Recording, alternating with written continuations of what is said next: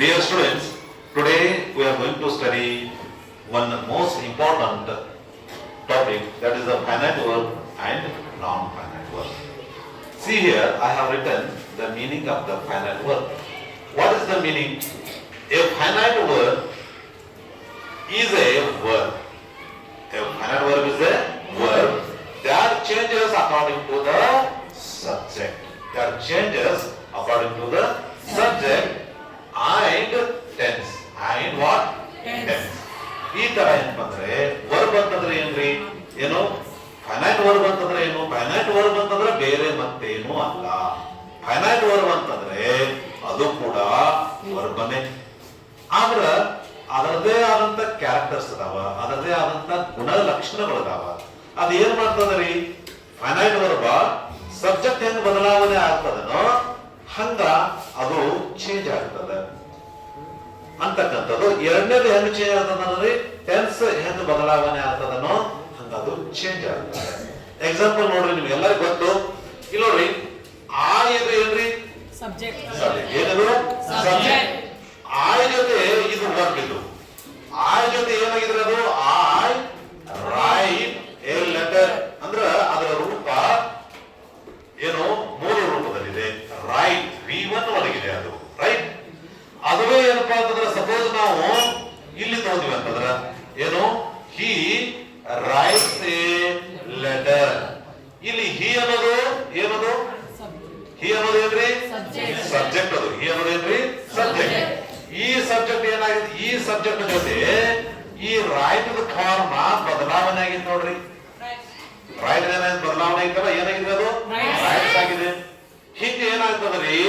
Subject ಹೆಂಗ್ ಬದಲಾವಣೆ ಆಗ್ತದಲ್ಲ ಹಂಗದು ಬದಲಾವಣೆ ಆಗ್ತದ. ಇದರ ರೂಪ ಏನಾಗ್ತದ್ರಿ? ಬದಲಾವಣೆ ಆಗ್ತದ. ಅಂತ ವರ್ಬಗಳಿಗೆ ನಾವ್ ಏನಂತೇವ್ರಿ? ಏನಂತೇವ್ ನಾವು? ಕರಿತೇವಿ.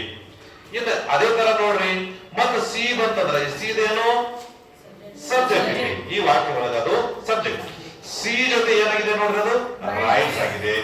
ದೇವ್ ಜೊತೆ ಏನಾಗಿದೆ ನೋಡ್ರಿ? ಅದು ರೈಟ್ ಆಗಿದೆ. ಹಿಂಗೆ ಏನಪ್ಪಾ ಅಂದ್ರ ಈ ಸಬ್ಜೆಕ್ಟ್ಗಳು ಯಾವ ಸಬ್ಜೆಕ್ಟ್ ರೀ?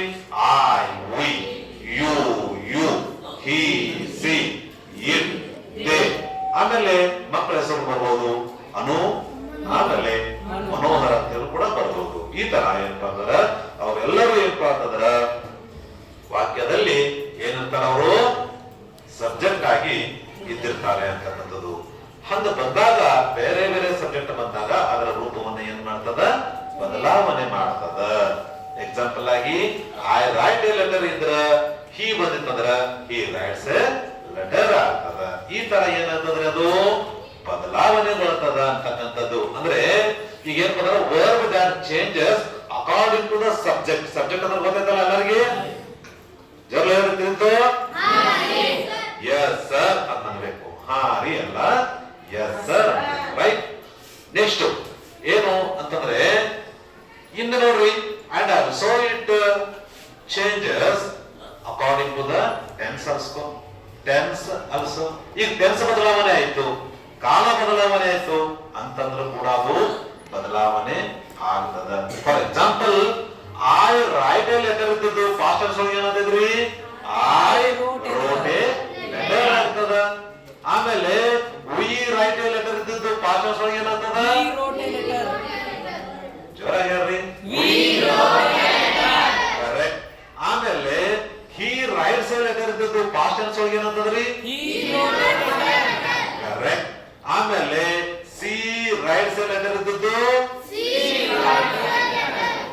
Wrote A letter. ಈ ತರ ಏನಪ್ಪಾ ಅಂತಂದ್ರ ಪ್ರೆಸೆಂಟ್ ಟೆನ್ಸ್ ಒಳಗ ಅದರ ರೂಪ ಬೇರೆ ಇರ್ತದ ಮತ್ತು ಪಾಸ್ಟ್ ಟೆನ್ಸ್ ಒಳಗ ಅದರ ರೂಪ ಮತ್ತೆ ಬದಲಾವಣೆ ಆಗ್ತದ. ಹಿಂಗ ವರ್ಬ್ ಏನು ಫೈನೈಟ್ ವರ್ಬ್ ಅಂತಂದ್ರೆ ಅದು ಸಬ್ಜೆಕ್ಟ್ ಅನುಗುಣವಾಗಿ ಬದಲಾವಣೆ ಆಗ್ತದ. ಸಬ್ಜೆಕ್ಟ್ ಅಂದ್ರೆ ಕರ್ತೃವಿಗೆ ಅನುಗುಣವಾಗಿ ಬದಲಾವಣೆ ಆಗ್ತದ. ಎರಡನೇದಾಗಿ ಏನಪ್ಪಾ ಅಂದ್ರ ಟೆನ್ಸಕ್ಕೆ ತಕ್ಕಂತೆ, ಕಾಲಕ್ಕೆ ತಕ್ಕಂತೆ ಕೂಡ ಅದು ಬದಲಾವಣೆ ಆಗ್ತದ. ಇಂಥವುಗಳಿಗೆ ನಾವಂತೇವಿ ಫೈನೈಟ್ ವರ್ಬ್ ಅಂತೇವಿ. ಇನ್ನು ನಾನ್ ಫೈನೈಟ್ ವರ್ಬ್ ಅಂತಂದ್ರೆ ಏನು? ಇದ್ರ ಪೂರ್ತಿಯಾಗಿ ಅಪೋಸಿಟ್. ಅದು ಏನು? ಇದು finite verb is A verb that changes. ಆದ್ರ ನಾನ್ ಫೈನೈಟ್ ಅದು ಚೇಂಜ್ ಆಗಂಗಿಲ್ಲ.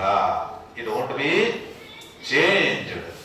ಆಮೇಲೆ ಏನೋ ಅಕಾರ್ಡಿಂಗ್ ಟು ದ ಸಬ್ಜೆಕ್ಟ್ ಆಗಲಿ ಅಥವಾ ಟೆನ್ಸ್ ಆಗಲಿ ಅಂತವರಿಗೆ ನಾವೇನ್ತೇವ್ರಿ ನಾನ್ ಫೈನೈಟ್ ವರ್ಬ್ ಅಂತ ಹೇಳಿ ಕರಿತೇವೆ. ತಿಳಿತಾ? ಫಾರ್ ಎಕ್ಸಾಂಪಲ್ ಗಳನ್ನ ಇಲ್ಲ ನಾವು ಈಗಾಗಲೇ ಏನಪ್ಪ ಅಂದ್ರ ಕಲ್ತಿದ್ದೇವಿ. ಇನ್ನೇನ್ ಮಾಡುವ ಅಂತಂದ್ರ ಪರೀಕ್ಷೆ ಒಳಗೆ ಇದ್ರ ಮಧ್ಯದಲ್ಲಿ ಹೆಂಗ ಪ್ರಶ್ನೆಯನ್ನ ಕೇಳ್ತಾರೋ ಅಂತಕ್ಕಂಥದ್ದು. ಈ ಒಂದು ಟಾಪಿಕ್ ಮೇಲೆ ಪರೀಕ್ಷೆಯಲ್ಲಿ ಹೆಂಗ್ ಕೇಳ್ತಾರೆ ಸರ್ ಪ್ರಶ್ನೆಯನ್ನ ಅಂತಂದ್ರ ಏನ್ ಕೊಡ್ತಾರಪ್ಪ ಅಂದ್ರೆ ಒಂದು ವಾಕ್ಯವನ್ನ ಕೊಡ್ತಾರ. ಅವರು ಏನ್ ಸ್ಟೇಟ್ಮೆಂಟ್ ಕೊಡ್ತಾರಪ್ಪ ಅಂದ್ರ identify the finite verb in the sentence ಅಂತ ಹೇಳ್ತಾರೆ. ಏನಂತಾರ್ರಿ? Identify the finite verb in the sentence ಅಂತ ಕೇಳ್ತಾರ. ಅವಾಗ ನೀವು ಫೈನೈಟ್ ವರ್ಬ್ ಅನ್ನು ಹುಡುಕಬೇಕು. ಹುಡುಕ್ತಿರಲ್ಲ? ಎಸ್. ಇನ್ನ ಮುಂದುವರೆದು ಹುಡುಕಬೇಕಾದ್ರ ಒಂದು ಇಲ್ಲಿ ಕ್ಲೂ ಕೊಟ್ಟಾರ. ಏನು ಏನಪ್ಪಾ ಅಂತಂದ್ರ finite verbs comes immediately after the subject in a sentence. ಅದು ಒಂದು ಕ್ಲೂ ಕೊಡ್ತಾರೆ. ಏನು ಅಂತಂದ್ರೆ ಯಾವತ್ತು ಏನಪ್ಪಾ ಅಂದ್ರೆ ಫೈನೈಟ್ ವರ್ಬ ಇಮಿಡಿಯೇಟ್ ಆಗಿ ಸಬ್ಜೆಕ್ಟ್ ಬಂದ ತಕ್ಷಣನ ಬರ್ತದ ಅಂತ ಹೇಳಿ ಒಂದು ಕ್ಲೂ ಇದೆ. ಅದನ್ನ ನೀವು ತಿಳ್ಕೋಬೇಕು. ಅದಕ್ಕೆ ಕೀ ವರ್ಡ್ ಅಂತೀವಿ. ಏನಂತೇವೆ ನಾವು? ಅದಕ್ಕ key word. Immediately after the subject. ಅದು ಯಾವಾಗ ಬರ್ತದ್ರಿ? ಇಮಿಡಿಯೇಟ್ಲಿ ಆಫ್ಟರ್ ದ ಸಬ್ಜೆಕ್ಟ್ ಬರ್ತದ. ಹಂಗಾರ ಇಲ್ಲಿ ನಾವು ಏನಪ್ಪಾ ಅಂದ್ರೆ ಕೆಲವೊಂದು ಎಕ್ಸಾಂಪಲ್ ಇದಾವ. ಇಲ್ಲಿ ಸಬ್ಜೆಕ್ಟ್ ಯಾವ್ದ್ರಿ? ಐ. ಇದು ಸಬ್ಜೆಕ್ಟ್. ಸಬ್ಜೆಕ್ಟ್ ಆದ ನಂತರ ಬಂದಿದೆ ಯಾವ್ದ್ರಿ? ಸಿಂಗ್. ಇದು ವರ್ಬ್. ಇದು ಈ ಸಿಂಗ್ ಆದ ನಂತರ ಬರ್ತಕ್ಕಂತಹ ರಿಮೈನಿಂಗ್ ಪಾರ್ಟ್ ಏನಿದಿಲ್ಲ ಇಲ್ಲಿಂದ ಹಿಡಿದ ಇಲ್ಲಿ ತನಕ ಏನಪ್ಪಾ ಅಂದ್ರೆ ಇದನ್ನು ಓದ್ಬೇಕು. ಓದಿ ಆದ ನಂತರ ನಾವ್ ಏನ್ ಮಾಡ್ಬೇಕು ಅಂತಂದ್ರ ನಿಜವಾದ ಅಥವಾ ಸರಿಯಾದ ಏನಪ್ಪಾ ಅಂದ್ರೆ ಫೈನೈಟ್ ವರ್ಬ್ ಯಾವುದು ಅನ್ನೋದನ್ನ ಕಂಡುಕೊಳ್ಬೇಕು. ಹಂಗಾದ್ರೆ ನಮ್ಮ ಕ್ಲೂ ಏನಿದೆ? After the subject. ಸಬ್ಜೆಕ್ಟ್ ಆದ ತಕ್ಷಣ ಬರ್ತಕ್ಕಂತ ವರ್ಬವೇ ಫೈನೈಟ್ ವರ್ಬ್ ಇರ್ತದ. ಹಂಗಾರೆ ಇಲ್ಲಿ ಹೇಳ್ಬೇಕು ಫೈನೈಟ್ ವರ್ಬ್ ಯಾವ್ದ್ರಿ? ಸಿಂಗ್. ಏನೋ? ಕರೆಕ್ಟ್. ನಿಮ್ಮ ಆನ್ಸರ್ ಕರೆಕ್ಟ್. ಇದು ಫೈನೈಟ್ ವರ್ಬ್ ಆಯ್ತು. ಕರೆಕ್ಟ್. ಇನ್ನ ಇಲ್ಲಿ ಹೇಳ್ರಿ ಸಿ. ಇದು ಬೇಡ, ಇದು ತಗೊಳ್ಳಿ. He is drinking water. ಇದ್ರೊಳಗೆ ಯಾವ್ದು ಫೈನೈಟ್ ವರ್ಬ? ಕರೆಕ್ಟ್. ಸೆಕೆಂಡ್ ಅನ್ನೋದು ಫಸ್ಟ್ ಏನು? ಈಸ್. ಇದು ಫೈನೈಟ್ ವರ್ಬ. ಇದು ಎರಡನೇದ ಡ್ರಿಂಕ್. ಇದೇನು? ಇದು ಕೂಡ ವರ್ಬ. ಇದಕ್ಕೆ ಏನಂತಾರ್ರಿ? ನಾನ್ ಫೈನೈಟ್ ವರ್ಬ್ ಅಂತಾರ. ಇದಕ್ಕೆ ಏನಂತಾರು? ನಾನ್ ಫೈನೈಟ್ ವರ್ಬ್ ಅಂತೀವಿ. ಇದು ಇಲ್ಲಿ ನೋಡ್ರಿ ಸಿ ಕ್ಯಾನ್ ಲಿಫ್ಟ್ ದ ಜಗ್. ಸಣ್ಣ ಮಗು ಆಕಿ ಏನಪ್ಪಾ ಅಂದ್ರೆ ಲಿಫ್ಟ್ ಮಾಡ್ತಾಳು ಅಂತಕ್ಕಂಥದ್ದನ್ನ ಕೊಟ್ಟಿದ್ದಾರೆ. ಇಲ್ಲಿ ಸಿ ಕ್ಯಾನ್ ಲಿಫ್ಟ್ ದ ಜಗ್. ಇಲ್ಲಿ ವರ್ಬ್ಗಳು ಯಾವ್ಯಾವ್ರಿ?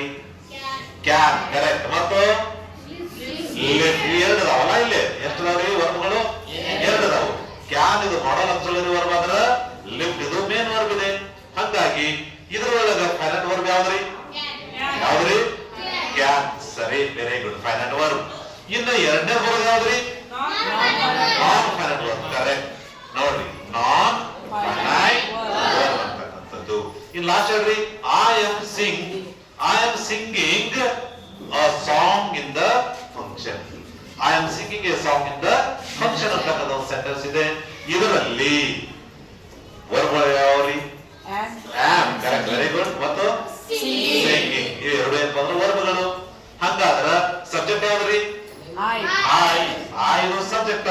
ಸಬ್ಜೆಕ್ಟ್ ಆದ ತಕ್ಷಣ ಬರೋದು ಯಾವ್ದ್ರಿ? Finite verb. ಅಂದ್ರೆ ಇದು ಯಾವ್ದ್ರಿ ಫೈನೈಟ್ ವರ್ಬ? am ಅನ್ನೋದು ಫೈನೈಟ್ ವರ್ಬ.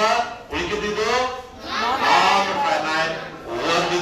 ಇದು remaining part of the sentence. ಇಲ್ಲಿಗೆ ಏನಪ್ಪಾ ಅಂದ್ರೆ ನೀವು ಫೈನೈಟ್ ವರ್ಬ್ ಅಂದ್ರೆ ಏನು, ನಾನ್ ಫೈನೈಟ್ ವರ್ಬ್ ಅಂದ್ರೆ ಏನು ತಿಳ್ಕೊಂಡಿದ್ದೀರಿ ಅಂತ ಭಾವಿಸ್ತೀನಿ. ಮತ್ತೆ ಏನಪ್ಪಾ ಅಂದ್ರ ಮುಂದಿನ ಒಂದು ವಿಡಿಯೋದಲ್ಲಿ ಈಸಿಯಾಗಿ ಗ್ರಾಮರ್ ಅನ್ನ ಯಾವ ರೀತಿ ಕಲ್ಕೋಬೇಕು, ಈಜಿ ಗ್ರಾಮರ್ ನೊಂದಿಗೆ ನಾವು ಮತ್ತೆ ಭೇಟಿ ಆಗೋಣ. ಓಕೆ.